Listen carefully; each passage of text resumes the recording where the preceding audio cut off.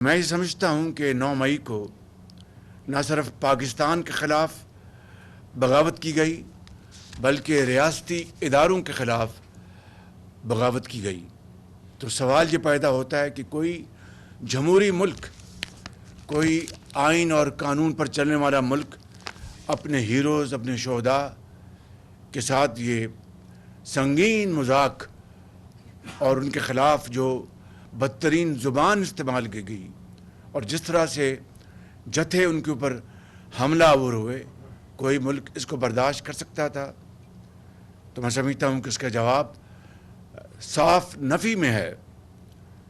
کیا امریکہ میں اور برطانیہ میں فسادیوں کو، چاہے وہ 2007 ہو اور چاہے وہ حالیہ دنوں میں 2021 میں جو وہاں پر حملے ہوئے، کیا ان کو کھلی چھٹی دی گئی؟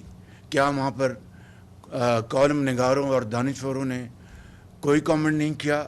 کیا ان کو سزائیں نہیں دی گئیں؟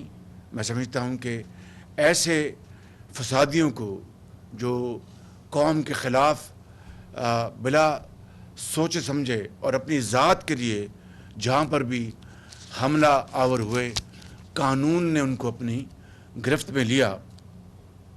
اور سب سے بڑی مثال حضرت بابا قوم حضرت قائد اعظم کی ہے کہ ان کی جو تاریخی، ان کی جو جدوجہد تھی، ان کی جو قربانیاں تھیں، ان کی جو محنت تھی، کوئی ایسی کوئی مثال ملتی ہے تاریخ میں کہ جہاں پر بدزبانی، گالم گلوچ یا اس طرح کے ہتھ کنڈے استعمال کیے گئے ہوں؟